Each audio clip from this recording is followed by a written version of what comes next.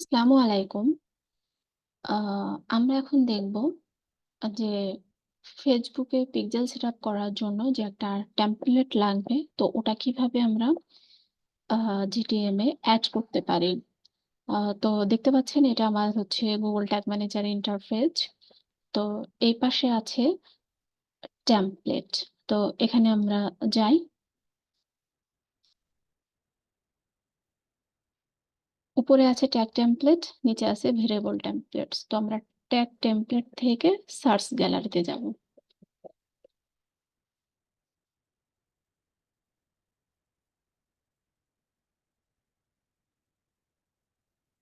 একটু ওয়েট করি।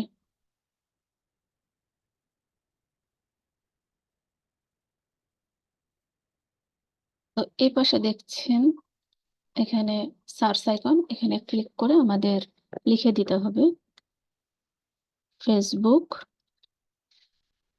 ওকে, জাস্ট ফেসবুকটা লিখলেই অনেকগুলো এখানে শো করছে। এর ভিতর থেকে আমাদের Facebook pixel by Facebook archive এটা সিলেক্ট করতে হবে।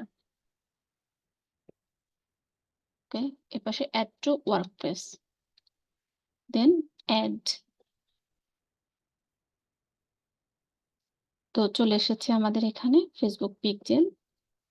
তো এটা ফেসবুক পিক্সেল সেটআপ করার আগে এটা ওই টেমপ্লেট থেকে অ্যাড করে নিতে হবে, কারণ এটা খুব ইম্পর্টেন্ট। এটা ছাড়া ফেসবুকে পিক্সেল সেটআপ করা পসিবল না। তো এভাবে আপনারা প্র্যাকটিস করবেন। তো সবাই ভালো থাকবেন। ধন্যবাদ সবাইকে।